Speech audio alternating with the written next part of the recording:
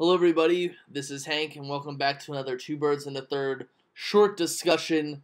I'm here to discuss the second episode of Champs vs. Pros from MTV. This is not going to be a usual thing that I'm going to be doing, reviewing episodes of The Challenge, but because this show has a lot to do with professional athletes going up against reality TV stars. There's former professional football stars who are on the show. So I decided to discuss this. I talked about this with Ricky and Nick Fargo on the weekend podcast. But I just wanted to give a short review of the last episode that came out on Tuesday. So to begin with, the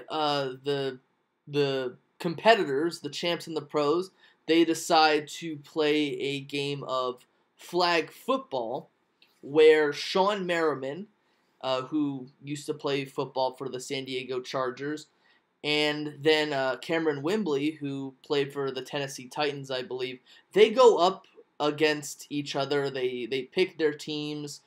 The funny part was when they were starting to pick the team, and then CT, he walks up. He's the first one to walk up, and Cameron Wimbley goes, No, sorry, CT, you're going to get picked last.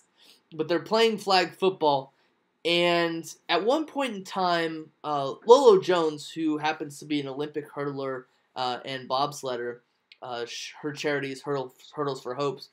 In the last episode, she proved herself to be quite the hothead. Now, she is seeming like she's a very good competitor, very good athlete by the way she performed in the previous challenge, which happened to be against the ropes. She did well also in Pull No Punches, the elimination challenge, but there was a point in time where she gets blocked, or she blocks a player that she's not supposed to block, and she just loses it. So she just she mopes to the sidelines, to cry about it, and she goes, I don't want to be here anymore because it's not fair. I don't get to do what I want to do. So it's really seeming like these champs, or at least some of them, since most of them are not team athletes, they're, individual athletes, they're very competitive, more competitive than a team athlete would be.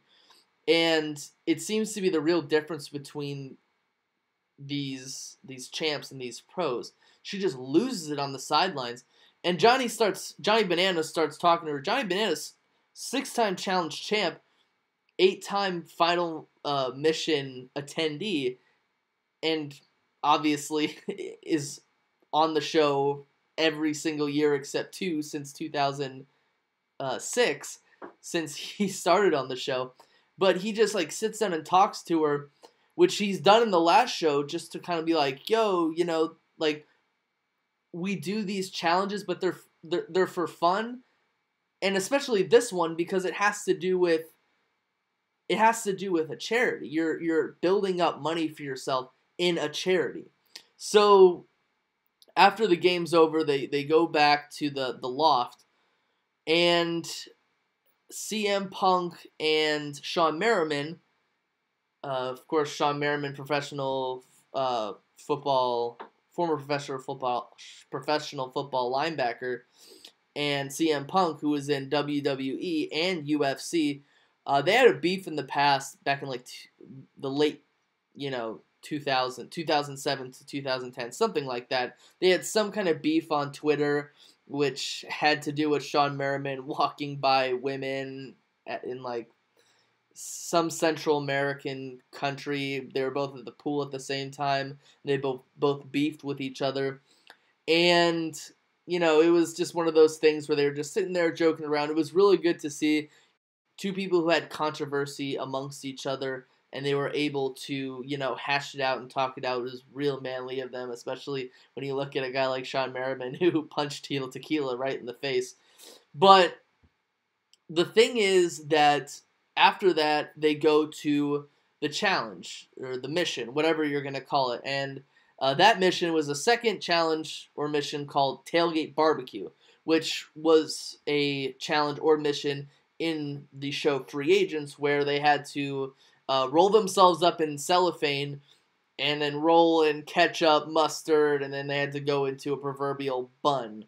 And in the beginning, the champs, they choose Jordan, Jordan's the one who only has, I think, 2 fingers on his left hand. His charity happens to be, I think it was a Lucky Finn project for kids who, are missing limbs, and,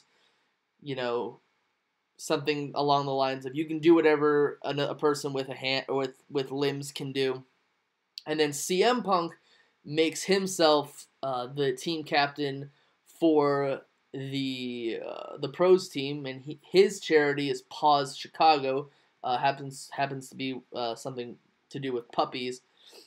And the way it's outlined, if your team loses, your team captain automatically goes into the elimination. But if your team wins, you're safe, and you get something like $5,000 to your charity, and you're safe from elimination on that day. So the challenge was like kind of funny, but it was also a bit uneventful. I think in all the heats, the champs did 2 heats, and the pros did 2 heats, male and female, both of them, for each gender. So I guess it's 4 total heats. And then in the end, I think the 2 most embarrassed players were CM Punk, who ended up, he was last place the whole time, and then Shawne Merriman, in his specific heat, he was in first place rolling into the ketchup. He splashes into the ketchup, and he gets stuck in the ketchup, and he ends up being last place. There's also a part of the game where they had to have a bag of chips in their mouth, and if they dropped the chips, it was a 2-minute penalty. But in the end, the champs won. So Jordan was free, he was safe, and the professionals lost. And I think I don't know if the champs all of them got money into their charity account, but I know Jordan got money into his charity account. So when it came to the elimination proceedings, the ceremony before the picking ceremony, the champs picked 2 people total, and then the professionals only had to pick 1. In which case, when it came down to CM Punk, Lolo Jones asked CM Punk who he wanted to go against, and he said that he wanted to go up against Shawne Merriman or something like that. So they picked Shawne Merriman, and so it was CM Punk versus Shawne Merriman to hash out the Twitter beef. For the champs, it was a little bit different. Jordan picked Wes. He said that he didn't think that he was going to fare well in the challenge because he didn't think that Wes really fared well in challenges, which, was kind of ignorant because Wes has been to the most eliminations out of any guy in challenge history, and he's won the most eliminations out of any guy in challenge history. So he picks Wes. The first vote goes to Camilla, and Camilla asks Wes who he wants to see in there, and he points right to Johnny Bananas and goes, "I want to see Johnny Bananas in the elimination because I've never gone up against Johnny Bananas in the history of the show." So he goes up against Johnny Bananas. Of course, the voting ceremony was very split. Camilla picked Darrell. Someone picked CT. It was almost a 3-way tie until Darrell goes, "No, I'm going to pick Johnny Bananas to go in." So it's Johnny Bananas versus Wes, CM Punk versus Shawne Merriman. So the elimination is called Blindsided, or was called Blindsided, which was an elimination that was used in Rivals 2. In, I think, one of the people who were participating in it, and one, I think, was Knight and Preston. And they really utilize the strategy of getting low and swiping. So it's an elimination where you're blindfolded. You've got kind of like what almost looks like a glow stick thing, and you're supposed to hit the person with the glow stick thing. And if you hit them first, then you win the point. So they're allowed to pick one person from either team to guide them. And CM Punk CM Punk, I believe, chooses Louise Hazel, the Olympian. I don't know what she does. She's like a runner or something like that. And he picked her because her voice was high pitched and recognizable. Shawn Merriman picked Darrell. Johnny Bananas picked Darrell, and Wes picked his former partner CT. So the first elimination between Shawn Merriman and CM Punk, Darrell ended up having a strategy where he said, "Oh, I've seen Knight and Preston, and they got low and they were able to win."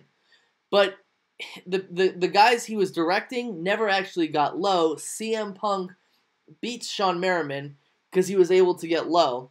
Then in the second elimination between Wes and Johnny Bananas, Wes is able to get low. Johnny beats him on the first when he gets the first point, but then Wes gets the second and third points, so Wes was able to win. And in a rivalry between Wes and Johnny Bananas, a rivalry that spanned since like 2009. It was the first time they ever squared off in elimination. They'd squared off in final missions before, but they had never squared off in an elimination.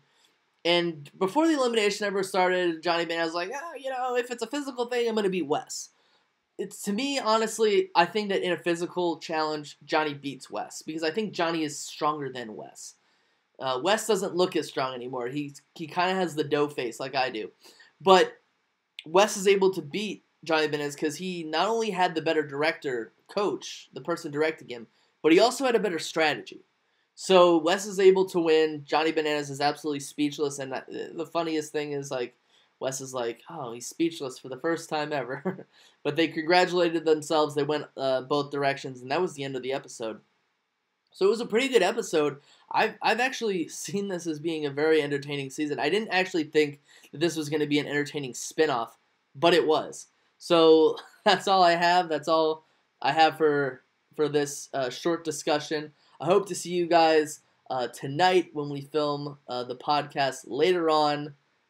What is it, 7:45 Pacific, 10:45 Eastern. I'm sorry it's too late, but I will be back within the week with more content.